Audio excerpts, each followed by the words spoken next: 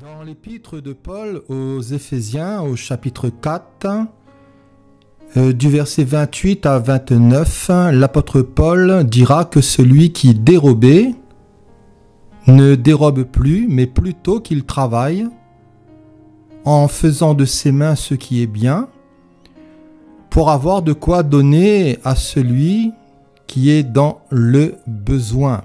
Alléluia. Du vol ici à la libéralité. Du vol ici au partage. Voler.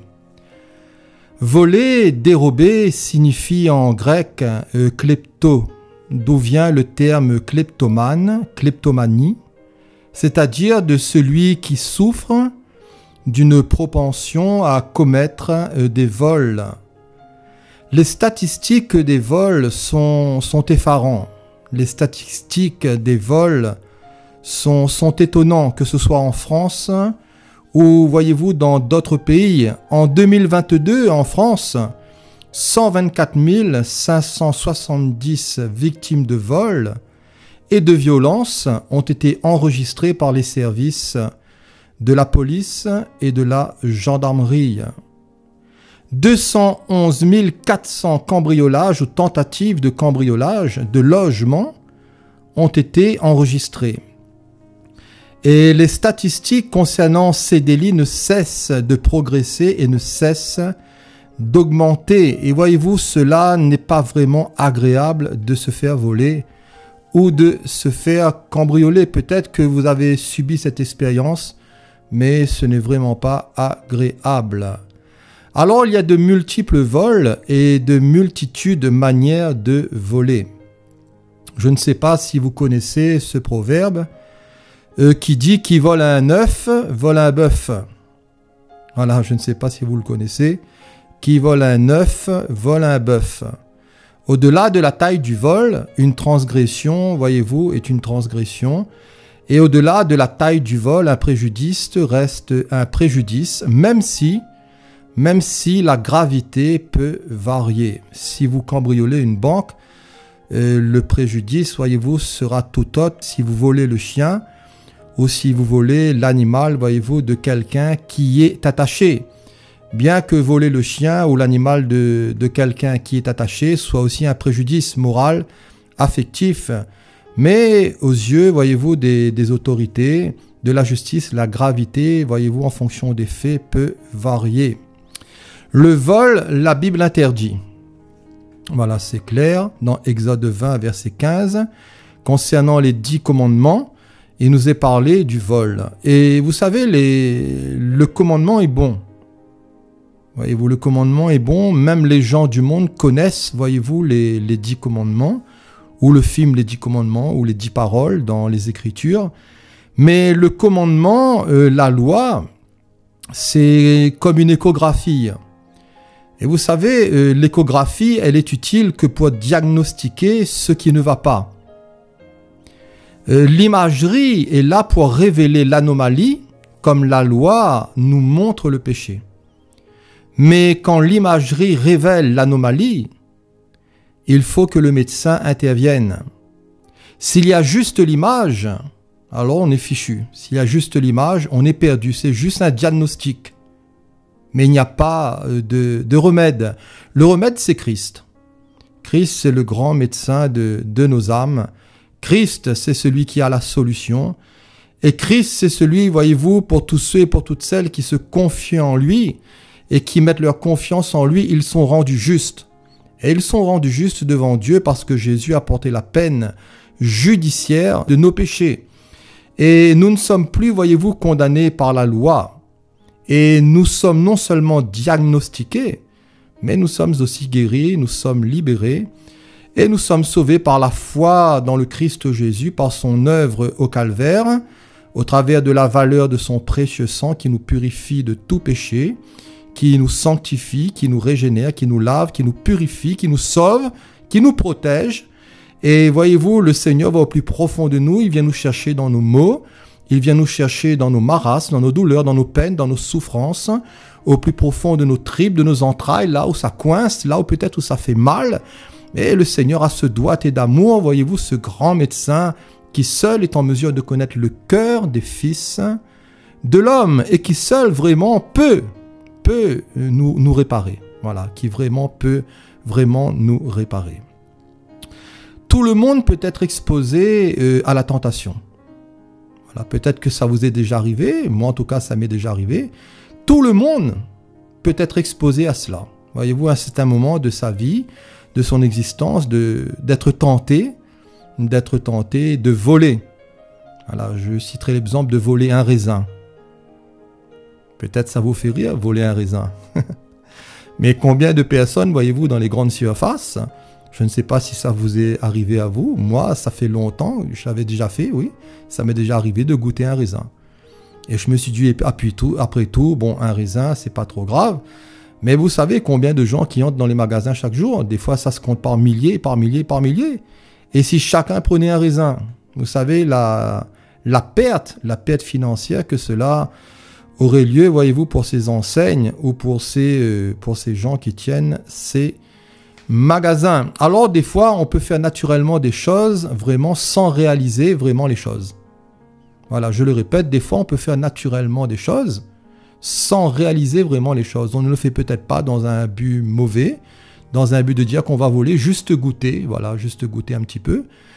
Mais au final, vous savez, si on regarde bien, c'est pas trop correct et que le Seigneur nous aide. Dieu, en tout cas, veut nous dépouiller.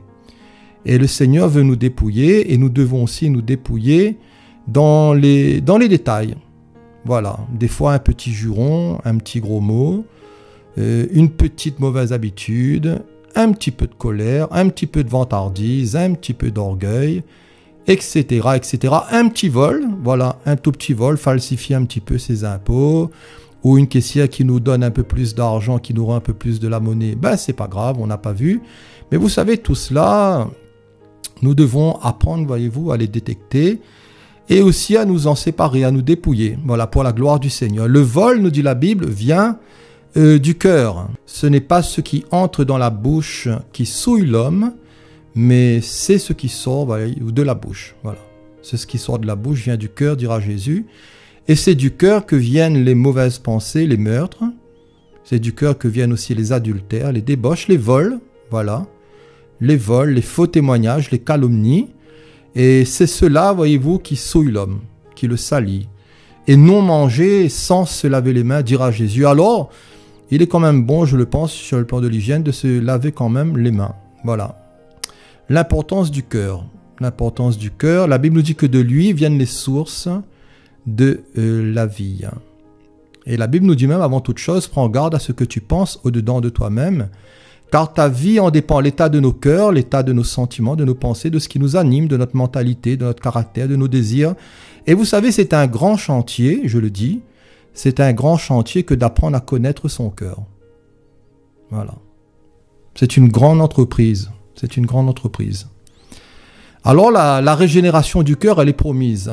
Et la régénération du cœur, elle est promise par le Seigneur et dans sa parole. Dieu dira, je vous donnerai un cœur nouveau, je vous donnerai un cœur de chair, j'enlèverai de votre corps ce cœur méchant, ce cœur de pierre. Et Dieu veut enlever, voyez-vous, des cœurs, de nos cœurs, toute forme, voyez-vous, d'habitude mauvaise, même en tant que chrétien, que croyant, voyez-vous, toute espèce de faux raisonnement, toute espèce peut-être de racine de péché, toute espèce de racine d'impiété, d'injustice, de malice, d'iniquité, de choses mauvaises qui ne sont pas à sa gloire, et de faux semblants, de vol peut-être aussi de vol, qui sait.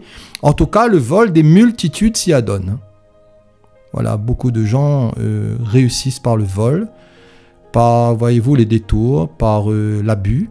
Et le vol des multitudes, voyez-vous, pratique ces choses, et beaucoup même y prospèrent. Beaucoup réussissent par ce moyen, mais ils réussissent pour un temps seulement.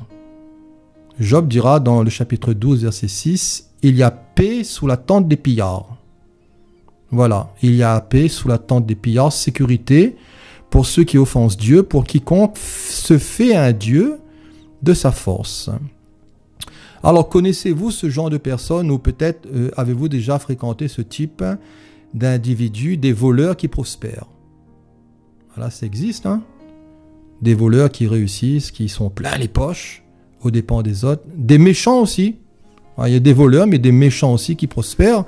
Et dans le psaume 73 d'Asaph, Asaph avait un dilemme dans son cœur face à cela, et dira, mais oui, Dieu est bon pour Israël, pour ceux qui ont le cœur pur.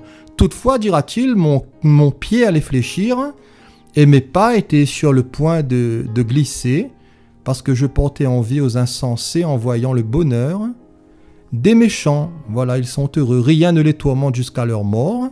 Leur corps est chargé d'embonpoint, ils n'ont aucune part aux souffrances humaines, et ils ne sont point frappés comme le reste des hommes. Aussi, l'orgueil leur sert de collier, la violence est le vêtement qui les enveloppe, l'iniquité sort de leurs entrailles, et les pensées de leur cœur se font jour, ils raillent et parlent, méchamment d'opprimés, ils profèrent des discours hautains, ils élèvent leur bouche jusqu'aux cieux, et leur langue se promène sur la terre. Voilà pourquoi son peuple se tourne de leur côté, il avale l'eau abondamment. Et il dit, mais comment Dieu saurait-il? Comment le Très-Haut connaîtrait-il? Ainsi, dira Asaph dans son psaume, ainsi sont les méchants, toujours heureux, ils accroissent leur richesse.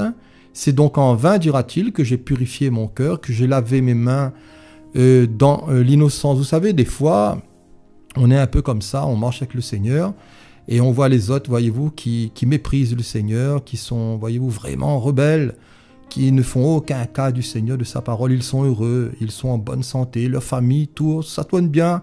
Ils n'ont pas vraiment de problème particulier, ils sont en bonne santé, l'argent coule à flot, c'est la fête. Et nous, le chrétien, des fois on rame, on est malade, des fois on n'a pas de travail, des fois on est fatigué, on est chargé. Et pourtant, Seigneur, on marche avec toi, on cherche la justice, on cherche ce qui te plaît, ce qui t'est agréable, on fait attention. Allez, hop! Et au final, vous savez, des fois on réfléchit et ça peut nous arriver, si on ne fait pas attention, que nos pas peuvent aussi glisser en portant envie aux insensés, en voyant le bonheur des méchants. Et en tout cas, lui, Asaph, il a réfléchi là-dessus. Voilà, parce que c'était une difficulté pour lui, comment le méchant prospère, comment celui qui craint pas Dieu, il réussit, il est heureux. Et nous, voilà, nous on aime le Seigneur et bam, et on a ça, et bam, et on a ça. Vous savez, pour lui, c'était une difficulté qui était grande pour Asaph dans sa réflexion. Mais la Bible nous dit quand il a pris garde au sort final du méchant. Il est entré, voyez-vous, dans la présence de Dieu, dans la prière. Il est entré en contact avec son Dieu, dans les sanctuaires de Dieu. Et c'est là qu'il a réfléchi, il a pris garde, voyez-vous, au sort final des méchants. Et voyez-vous, ces méchants qui sont sur une voie glissante, et tu les fais même tomber, les mets en ruine. Et en un instant, nous dit la Bible, les voilà détruits, ils sont enlevés par une fin tragique, voyez-vous, par une fin soudaine. Mais Asaph dira, malgré, voyez-vous, toute cette agitation de mon cœur, tout ce trouble, j'étais comme quelqu'un qui était sans intelligence, un peu stupide. Mais cependant, je suis toujours avec toi. Tu m'as saisi la main droite. Tu me conduiras par ton conseil. Puis tu me recevras dans la gloire. Alléluia. Alléluia. Que le Seigneur nous aide, voyez-vous, toujours avoir les yeux fixés sur lui, recevoir Jésus. Alors, recevoir Jésus aboutit aussi automatiquement à des changements. Vous savez, l'évangile transforme un individu. Si nous disons que nous connaissons le Seigneur, ou que nous l'avons connu, ou que nous marchons avec lui, et que notre existence demeure comme avant, alors, voyez-vous, il faut se poser des questions. Parce qu'automatiquement, vous savez, d'un voleur, par exemple, le Seigneur va faire quelqu'un de bien. Voilà, c'est logique. Si quelqu'un a l'habitude, par exemple, je ne sais pas moi, de mentir à outrance, de tricher, le Seigneur, voyez-vous, quand il vient au Seigneur, le Seigneur va le changer. Et il y aura vraiment un avant et un après. Et vous connaissez l'histoire peut-être de Zachée, ce publicain, cet homme, voyez-vous, qui était un homme riche et qui était le chef de publicains. Il voulait voir qui était Jésus, mais il ne pouvait pas venir à cause de la foule parce qu'il était de petite taille. Et la Bible nous dit qu'il courut en avant, il monta sur un sycomore pour voir Jésus, parce que Jésus devait passer par là. Voilà, il n'y a pas d'hasard. Et lorsque Jésus fut arrivé à cet endroit, il va lever les yeux et il lui dit, mais Zachée, hâte-toi de descendre, car il faut que je demeure aujourd'hui dans ta maison. Voilà, il faut que je demeure aujourd'hui dans ta maison. Alors Zachée se hâta de descendre et il va recevoir Jésus avec joie. Voyant cela, tous murmuraient et disaient, mais il est allé loger chez un homme pécheur. Mais Zachée, se tenant devant le Seigneur, lui dit, voici, Seigneur, je donne aux pauvres la moitié de mes biens. Voilà, Seigneur, je donne aux pauvres la moitié de mes biens, et si j'ai fait quelque tort de quelque chose à quelqu'un, si peut-être j'ai volé quelqu'un, je lui rends le quadruple. Voilà. Nous avons là ici un signe vraiment d'une réelle conversion. Jésus lui dit, le salut est entré aujourd'hui dans cette maison, parce que celui-ci est aussi un fils d'Abraham, car le Fils de l'homme est venu chercher et sauver ceux qui étaient perdus. Voilà, du vol à la philanthropie, du vol à l'altruisme, à la bienfaisance, à la charité, et du vol aussi à la générosité.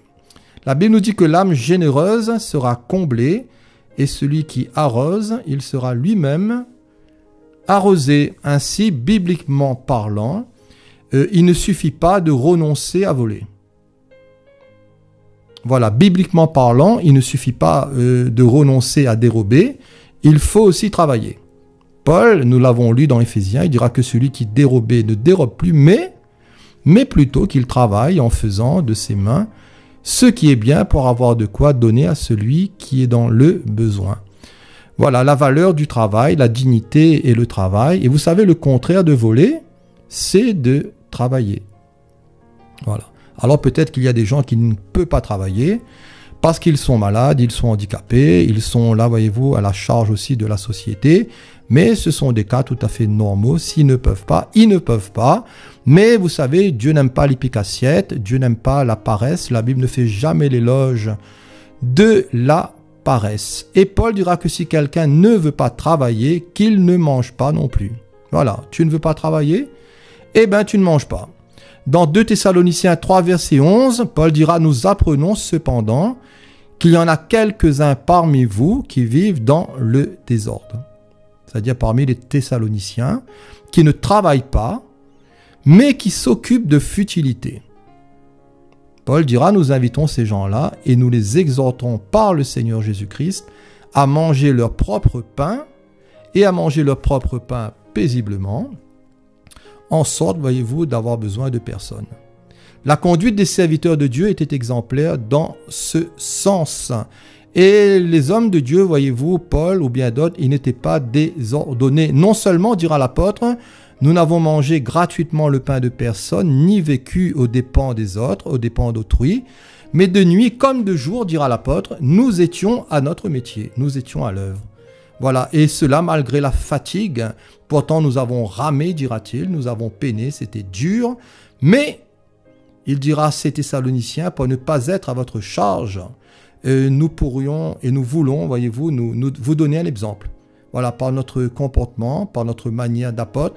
Pourtant, nous aurions pu exiger de vous ce droit de recevoir de vous des dons ou de quoi pour avoir à notre entretien, mais nous voulions vous laisser, dira-t-il, un exemple à imiter. De nombreux interprètes de la Bible ont pensé que l'attente du prochain retour du Seigneur avait poussé certains chrétiens de Thessalonique à ne pas travailler.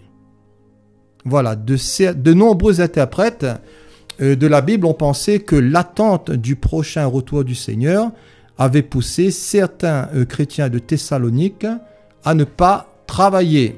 Et vous savez que ça existe encore de nos jours, des sectes, des gens, vous savez, ils vendent tout, ou ils abandonnent tout, et ils ne veulent plus travailler parce qu'ils disent que dans quelques jours, dans quelques mois, Jésus va revenir.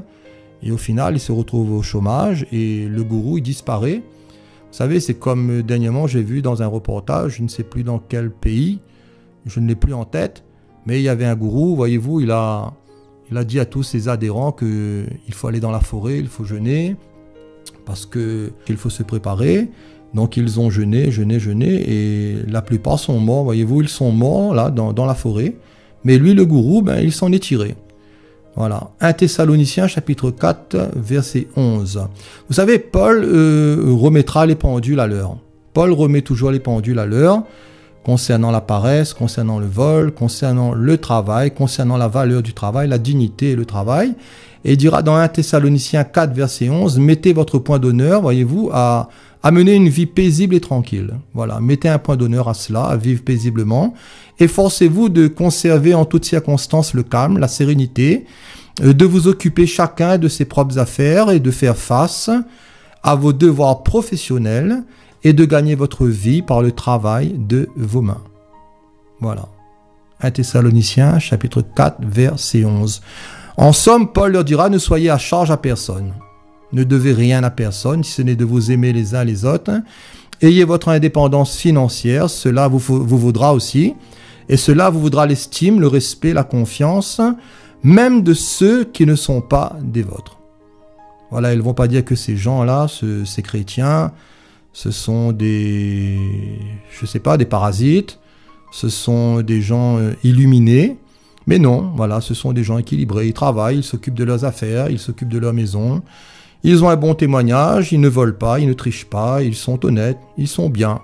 Et tout cela sera pour la gloire de Dieu. Comme dira Jésus, vous êtes la lumière du monde et le sel de la terre. Alors par le travail, nous servons Dieu et les autres. Voilà, par le travail, nous servons Dieu et les autres. Et dans ces dernières paroles aux anciens d'Éphèse, l'apôtre Paul dira, je n'ai désiré ni l'argent, ni l'or, ni les vêtements de personne. Il dira, vous savez vous-même que ces mains ont pourvu à nos besoins et à ceux des personnes qui étaient avec moi. Et je vous ai montré, dira-t-il de toute manière, que c'est en travaillant ainsi qu'il faut soutenir les faibles et se rappeler des paroles du Seigneur Jésus-Christ qui a dit lui-même, il y a plus de bonheur à donner qu'à recevoir dans Acte 20, verset 33 à 35. Alors pour terminer, pour conclure, du vol à la libéralité, du vol au partage. Voilà, que le Seigneur nous aide dans nos finances, que le Seigneur nous aide, qu'il nous ouvre des portes. Peut-être que quelqu'un cherche du travail et c'est tout à votre honneur, gloire à Dieu, même si ce n'est pas toujours facile. Et que le Seigneur nous aide, voyez-vous, à aussi user d'hospitalité, à pouvoir aussi secourir ceux qui sont dans le besoin, peut-être les faibles, les nécessiteux. Et en tout cas, nous ne faisons pas l'éloge, voyez-vous, de la paresse, mais nous faisons plutôt l'éloge du travail et que le Seigneur nous donne du courage, que le Seigneur vous donne du courage, que le Seigneur me donne du courage. Vous savez, moi, je dis pas que je suis un exemple, non, mais je me lève de très bonne heure, 4h, 4h30 pour aller travailler. Je travaille la journée, je travaille la nuit. Et voilà, c'est pas évident. Des fois, j'ai un peu mal de tête. Des fois, je suis un peu fatigué. Des fois, c'est pas facile. Je suis un peu las. Mais je prie le Seigneur. Je dis, Seigneur, donne-moi le courage. Aide-moi à avancer. Et par la grâce de Dieu, petit pas, j'avance. Voilà. Que le Seigneur vous bénisse et merci pour votre écoute, chers amis. Et à la prochaine, Dieu voulant. Amen.